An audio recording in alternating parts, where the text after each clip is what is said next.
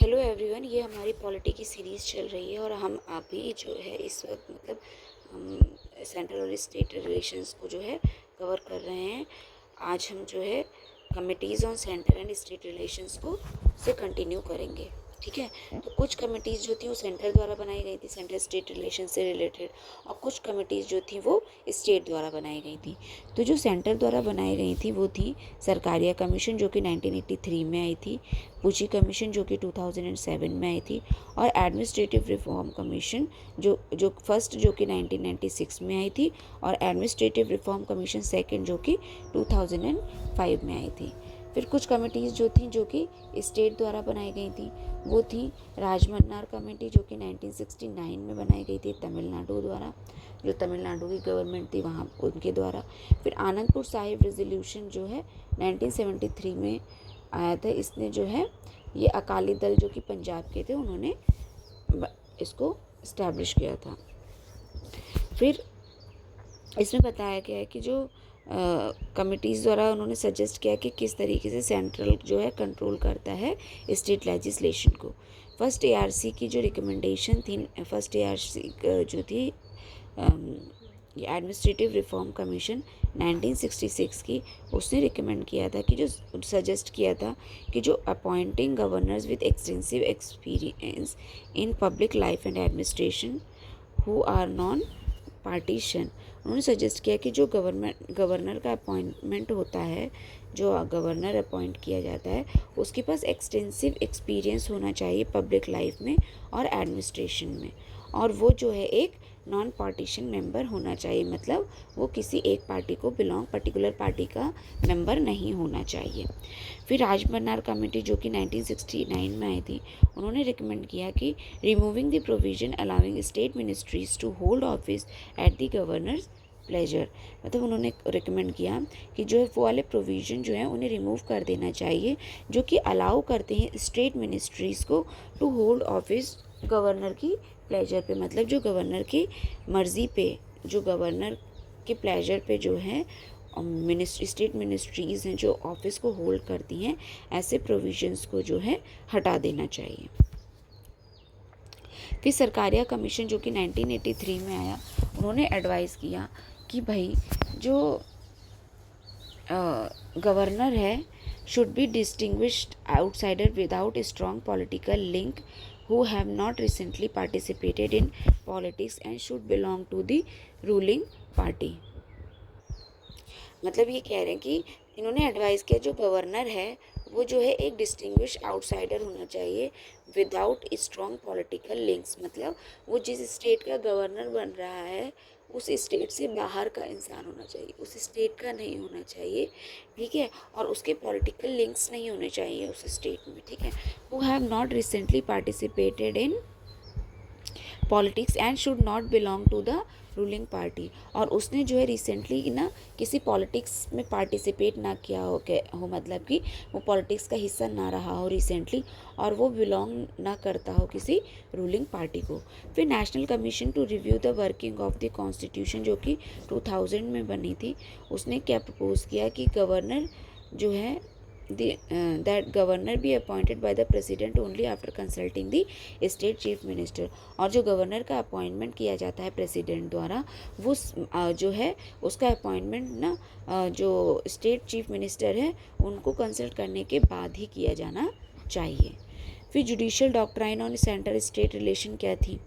Doctrine of pith and substance ensure legislative competence by focusing on the true nature of laws reducing conflict, example include, मतलब इन्होंने जो है एक doctrine दी pith and substances की, ensure legislative competence by focusing on the true nature of the laws reducing conflict, मतलब ये बता इंश्योर करते ये इसमें कहा गया कि ना इंश्योर करना चाहिए legislative competence by focusing on true nature of the laws, मतलब जो लॉज हैं उनकी ट्रू नेचर पे फोकस करना चाहिए ताकि जो है कॉन्फ्लिक्ट को रिड्यूस किया जा सके। इसके एग्जाम्पल किस तरीके से दिए गए हैं? West Bengal versus union of India 1967 में जो कहा था कि law of inter state trade was intra vires, मतलब जो लॉज रिलेटेड हैं इंटर स्टेट ट्रेड से वो जो हैं इसमें कहा गया है कि जो क्या कहते हैं लॉ होते हैं इंटर स्टेट ट्रेड से रिलेटेड, वो जो है इंट्रा वायर्स होना चाहिए, मतलब विद इन द लिमिटेशंस होने चाहिए। बाउंड्री जो है उनकी पावर की सेट होनी चाहिए, जो वो क्या कहते हैं मतलब कि क्या ये जो है मतलब कि something is done with in the boundaries of legal authority और पावर, मतलब वो जो लीगल अथॉरिटी जो है उससे रिलेटेड जो है अपॉइंट की गई है, जिसको वो पावर दी गई है, वो जो है विद इन बाउंड्रीज होनी चाहिए। ठीक है, मतलब वो जो है एक्स्ट्रा पावर को जो है मतलब अनलिमिटेड पावर को जो है वो ना यूज़ कर सके और विद इन दी बाउंड्री ही जो है यूज़ हो। Fertilizer corp versus union of India जो 1981 का था, उन्होंने कहा कि जो laws on land acquisition was intra vires, और जो लॉज हैं लैंड एक्विजिशन को लेके वो भी इंट्रा वायर्स होना चाहिए।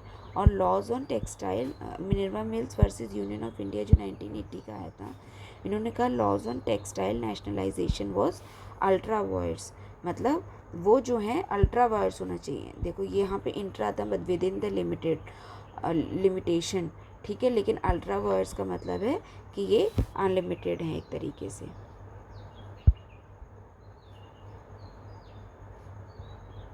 तो ये कुछ जुडिशियल डॉक्ट्राइंस थी। फिर डॉक्ट्राइन ऑफ कलरेबल लेजिस्लेशन को लेकर क्या थी? जो doctrine of pith and substance का मतलब है यहाँ पर कि भाई ये एक तरीके का लीगल प्रिंसिपल होता है जो हेल्प करता है determining the true purpose of law. ठीक है, तो जो हमें जो है मतलब जो गवर्नमेंट को जो है हेल्प करता है कि भाई जो पर्टिकुलर लॉ है उसका ट्रू पर्पस क्या है।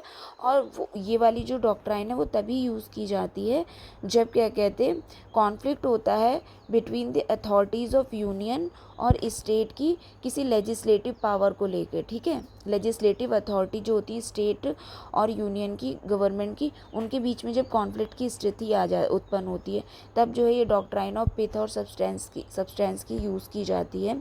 और इसमें इंश्योर किया जाता है कि जो ईच लेवल ऑफ गवर्नमेंट है वो जो है अपनी लिमिट के अंदर ही रहे, मतलब उसका जो डेजिग्नेशन एरिया है ज्यूरिसडिक्शन का वो उसी को फॉलो करे। ठीक है, वो उससे बाहर ना जाए। तो ये जो 3 केसेस थे West Bengal versus union of India, इसमें कहा गया था कि भाई जो इंटर स्टेट ट्रेड से रिलेटेड जो लॉज है उसमें इनको ये फॉलो करना चाहिए। फिर fertilizer crop versus union India 1981 का था, इसमें कहा कि जो लैंड एक्विजिशन से लेकर रिलेटेड जो लॉज हैं उसमें भी ये फॉलो होना चाहिए। और जो Minerva Mills versus union of India 1980 का जो था, उसमें जो टेक्सटाइल से रिलेटेड जो नेशनलाइजेशन है उसमें जो है एक तरीके से कहा है कि वो अल्ट्रा वायर्स होगा, मतलब वो विद इन द लिमिट नहीं होगा, वो एक तरीके से मतलब उसको जो है उसकी जो है बाउंड्री अनलिमिटेड है एक तरीके की, मतलब वो बियॉन्ड द पावर जाके भी जो है काम कर सकते हैं। फिर डॉक्ट्राइन ऑफ कलरेबल लेजिस्लेशन किससे रिलेटेड? तो कलरेबल लेजिस्लेशन का मतलब है यहाँ पर भाई कि जो फ्रॉड ऑन द कॉन्स्टिट्यूशन, मतलब कि वो प्रिवेंट करता है legislation from circumventing constitutional limitations by indirectly achieving objectives they can not achieve directly, मतलब वो जो है एक तरीके से सरकमवेंट कर रहे हैं कॉन्स्टिट्यूशनल लिमिटेशंस को, जो कि मतलब वो डायरेक्ट मतलब कि कॉन्स्टिट्यूशन जो लिमिटेशंस हैं उन्हें सरकमवेंट कर रहे हैं बाय इनडायरेक्टली अचीविंग ऑब्जेक्ट, मतलब वो इनडायरेक्टली जो है किसी जो ऑब्जेक्टिव है उसे अचीव करने की कोशिश कर रहे हैं जो कि वो डायरेक्टली अचीव नहीं कर सकते। ठीक है, तो एक तरीके से वो कॉन्स्टिट्यूशनल लिमिट को जो है सरकमवेंट कर रहे हैं और इंश्योर कर रहे हैं कि लेजिस्लेटिव पावर्स जो हैं वो मिसयूज ना हो। तो ये प्रिवेंट करता है क्या? Indirect law making on matters outside jurisdiction, मतलब जो कि जो कि लॉ मेकिंग है इनडायरेक्ट प्रिवेंट करता है इनडायरेक्ट लॉ मेकिंग, जो इनडायरेक्टली लॉ बनाया जा रहा है किसी मैटर पे जो कि उनके ज्यूरिसडिक्शन से बाहर है। जैसे कि एग्जांपल्स इससे रिलेटेड क्या क्या थे? केसी गजपति देव वर्सेस स्टेट ऑफ उड़ीसा, तो इसमें कहा 1953 का ये जो है लॉ रिलेटेड था लैंड एक्विजिशन से, और इसको जो है अल्ट्रा वायर्स कहा गया था। ये अपने बियॉन्ड द पावर जाके जो कि इसमें दिया गया है कि वो अपने पावर का इस्तेमाल कर सकते हैं। फिर बॉम्बे एजुकेशन सोसाइटी जो कि 1954 की थी, इन्होंने जो है educational regulation law was ultra wires, जो एजुकेशनल लॉ था वो जो है एक तरीके से अल्ट्रा वायर्स था।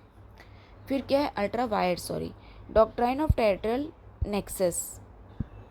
इसका टेरिटोरियल नेक्सस का मतलब है कि ऐसे कॉन्स्टिट्यूशनल प्रिंसिपल जो कि इंडिया में हैं, जो कि अलाउ करते हैं स्टेट को, ठीक है, स्टेट लेजिस्लेचर को to make laws that apply outside of their state border, जो उनके स्टेट बॉर्डर के बाउंड्री के बाहर आते हैं, ऐसे किसी मतलब कि सब्जेक्ट पे जो लॉ बनाते हैं उससे रिलेटेड है। और ये जो है आर्टिकल 245 में दी गई है इंडियन कॉन्स्टिट्यूशन के। तो इसमें क्या था, all laws applies within territorial boundaries as per article 245। Example state of Bihar versus Kameshwar Singh जो कि 2019 का था केस, उसमें जो है टैक्स लॉ जो को इनवैलिड किया गया था due to insufficient territorial connection की वजह से, ठीक है।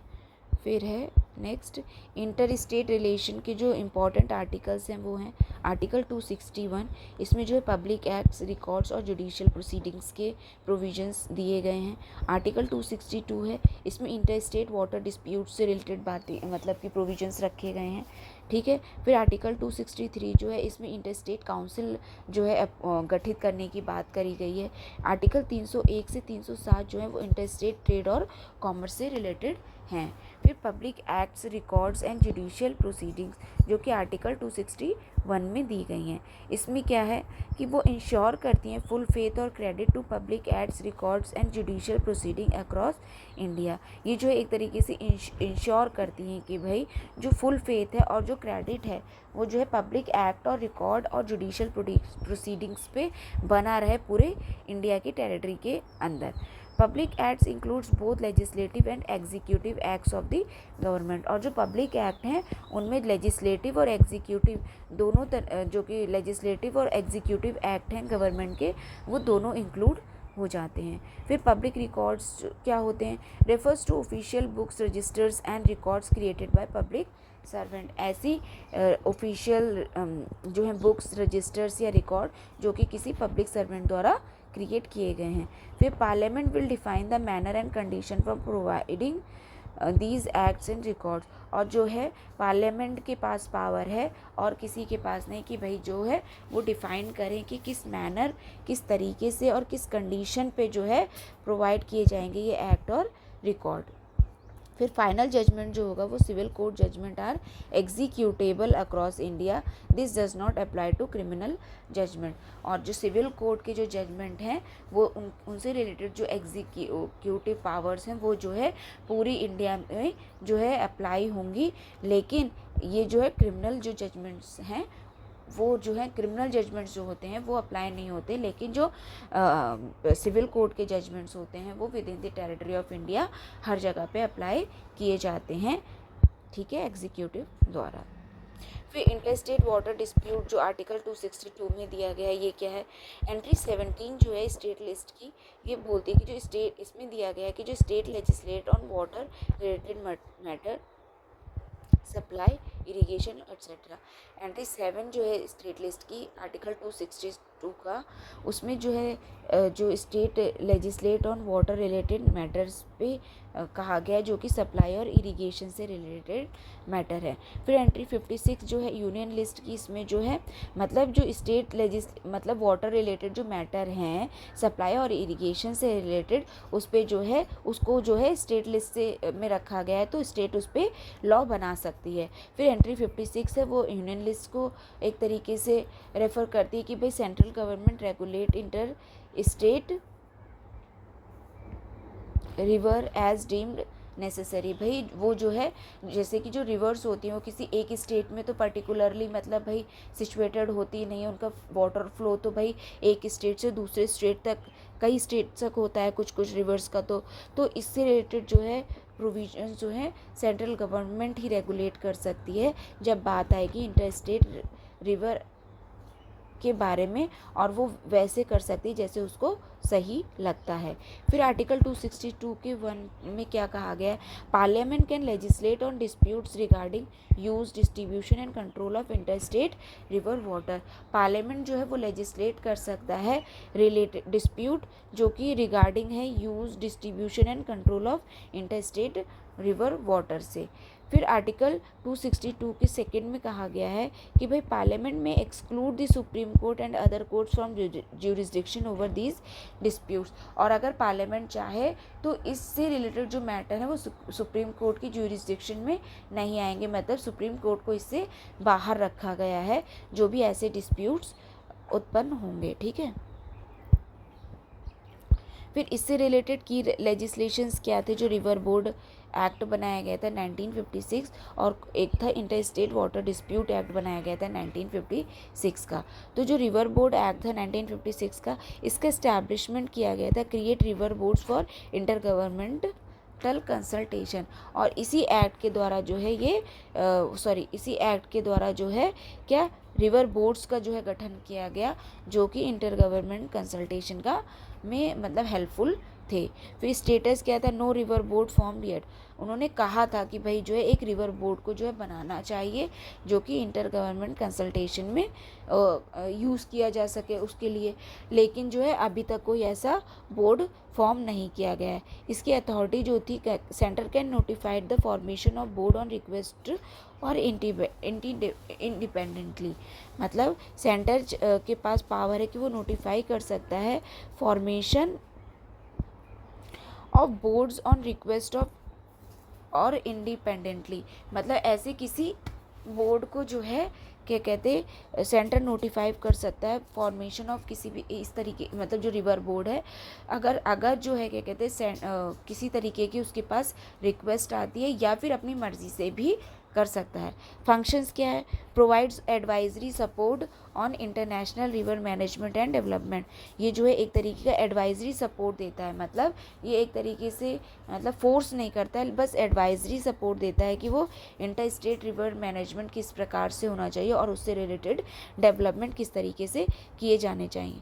फिर कंपोजिशन क्या है, ये इंक्लूड करता है एक चेयरमैन और member appoint by the central government. इसमें जो है एक चेयरमैन होता है और जो कुछ मेंबर्स होते हैं जो अपॉइंट किए जाते हैं सेंट्रल गवर्नमेंट द्वारा। इनका गोल क्या होता है, enhance cooperation and sustainable water management, कि भाई आप जो है क्या कहते कोऑपरेशन को एनहांस कीजिए, बढ़ावा दीजिए और सस्टेनेबल वाटर मैनेजमेंट की तरफ उसको भी बढ़ावा दीजिए। फिर इंटर स्टेट वाटर डिस्प्यूट जो तो एक्ट 1956 का, इसमें कहा गया है कि जो पर्पस क्या है इसका, establish tribunal for educating inter state river water dispute. इसमें जो है भाई ट्राइब्यूनल कोई गठन के लेकर बात की गई थी कि जो कि inter state river water disputes हैं उनसे रिलेटेड मैटर को देख सके। फिर कंपोजिशन क्या था, इसके बाद जो है भाई ट्राइब्यूनल का गठन भी कर दिया गया था इनसे रिलेटेड जो डिस्प्यूट से inter state river water dispute से रिलेटेड ट्राइब्यूनल बना दी गई थी। फिर इनका कंपोजिशन था, इसमें एक चेयरमैन होता है, दो जजेस होते हैं। जो ट्राइब्यूनल होता है उसमें एक चेयरमैन होता है, दो जजेस होते हैं फ्रॉम सुप्रीम या फिर हाई कोर्ट के। ज्यूरिसडिक्शन क्या है, एक्सक्लूड्स जो supreme court authority granting exclusive power to the tribunal for dispute resolution. और इसमें जो है सुप्रीम कोर्ट को पूरी तरीके से बाहर रखा गया है और इसमें इससे रिलेटेड जो एक्सक्लूसिव पावर है, मतलब सिर्फ ट्राइब्यूनल ही इससे रिलेटेड डिस्प्यूट की जो रेजोल्यूशन है उनसे रिलेटेड मैटर पर बात कर सकती है, रेजोल्यूशन पास कर सकती हैं। सिर्फ ये पावर जो है ट्राइब्यूनल के पास है और सुप्रीम कोर्ट को इससे बाहर रखा गया है, मतलब किसी भी प्रकार के कोर्ट को जो है इससे बाहर रखा गया है। फिर इंटर स्टेट काउंसिल जो है आर्टिकल 263 में दी गई है। इसमें क्या कहा गया है कि जो पर्पस है इसका क्या, जो इंटर स्टेट काउंसिल जो है वो बनाई क्यों गई है, facilitates the coordination between states and between state and centre, मतलब किन्हीं दो स्टेट में जो है कोऑर्डिनेशन बनाए फैसिलिटेट करने के लिए, और किसी मतलब दो स्टेट के अलावा सेंटर और स्टेट में अगर कोई मतलब कोई ऐसा मैटर आता है उसमें भी कोऑर्डिनेशन के लिए जो है इसको जो इंटर स्टेट काउंसिल का गठन किया गया है। इसका स्टेटस क्या है, ये एक कॉन्स्टिट्यूशनल बॉडी है अंडर आर्टिकल 263। ठीक है। फिर क्या है, इसका इस्टेब्लिशमेंट जो फर्स्ट जो है ऐसी कोई काउंसिल जो है 1990 में जो है इस्टेब्लिश की गई थी by presidential order based on Sarkaria commissions recommendation. जो सरकारिया कमीशन ने रिकमेंड किया था उसके उस पर बेस्ड होकर जो है प्रेसिडेंशियल ऑर्डर द्वारा इसको जो है बनाया गया था। The president define its duties, organization and procedure. और जो प्रेसिडेंट है इससे रिलेटेड ड्यूटीज़ को डिफाइन करता है, उसके ऑर्गेनाइजेशन और प्रोसीजर को भी डिफाइन करता है। फिर फंक्शंस क्या है इससे रिलेटेड, कि ये एडवाइस कर सकता है इंटर स्टेट डिस्प्यूट्स पे। किसी भी प्रकार का अगर डिस्प्यूट आ रहा है इंटर स्टेट आपस में स्टेट्स के, तो वो जो इसकी एडवाइस ले सकते हैं। कॉम्प्लीमेंट्स एससीज रोल्स अंडर आर्टिकल 131। और जो है जैसे सुप्रीम कोर्ट का जो रोल है अंडर 131 उसी तरीके से जो है ये भी एडवाइस कर सकता है। डिस्कस इशू कर सकता है कॉमन इंटरेस्ट के, जो कि बिटवीन सेंटर और स्टेट में कोई ऐसे इंटरेस्ट से रिलेटेड बात है उसको भी डिस्कस कर सकता है, कोई इशू आता है तो। Recommend ways to improve coordination in policies and action. ये जो है डिफरेंट तरीके जो है इम्प्रूव करने के लिए coordination between policies and actions जो कि स्टेट्स के मैटर में आ रही हैं, यूनियन और स्टेट के मैटर में आ रही हैं, उनको रिकमेंड कर सकता है। इसकी जो डिसीजंस हैं वो एडवाइजरी होती हैं, बाइंडिंग नहीं होती। मतलब ये सिर्फ एडवाइस दे सकता है, किसी प्रकार की मतलब एक तरीके से बाइंडिंग नेचर का नहीं होता है। कॉम्पोजिशन क्या होता है, इसमें जो प्राइम मिनिस्टर होते हैं वो चेयरमैन होते हैं, सारे स्टेट के जो सीएम्स होते हैं वो भी होते हैं मेंबर इसके। सीएम ऑफ यूटीज़ होते हैं हैविंग लेजिस्लेटिव, ठीक है। तो यूटीज़ जितनी भी हैं जिनमें लेजिस्लेटिव असेंबली वहाँ के जो है सीएम्स होते हैं। एडमिनिस्ट्रेटर होते हैं all UTs not having legislative assembly, जहाँ पे लेजिस्लेटिव असेंबलीज नहीं होती वहाँ के एडमिनिस्ट्रेटर्स होते हैं। फिर गवर्नर्स होते हैं स्टेट अंडर प्रेसिडेंट रूल, जहाँ पे प्रेसिडेंट रूल लगा होता है वहाँ के गवर्नर्स इसमें इसका हिस्सा होते हैं। 6 सेंट्रल कैबिनेट मिनिस्टर्स होते हैं इंक्लूडिंग होम मिनिस्टर, ठीक है, जो कि नॉमिनेट किए जाते हैं पीएम द्वारा। 5 मिनिस्टर होते हैं कैबिनेट रैंक के, और मिनिस्टर ऑफ स्टेट होते हैं इंडिपेंडेंट चार्ज होते हैं, वो भी नॉमिनेट किए जाते हैं पीएम द्वारा। ये जो है परमानेंट इन्वाइटीज़ की तरह होते हैं। फिर इसकी जो मीटिंग होती है वो हेल्ड होती है at least thrice a year, decision by consensus. और इसमें जो डिसीजन लिया जाता है वो कंसेंसस के बेसिस पे लिया जाता है, ठीक है, जिस तरीके से किसने कितना ज़्यादा मेजॉरिटी वाले वोट पे आता है मतलब। फिर स्टैंडिंग कमेटी जो होती है फॉर्म्ड इन 1996, जो है इससे रिलेटेड स्टैंडिंग कमेटी का गठन किया गया था जिसे चेयर करते हैं होम मिनिस्टर।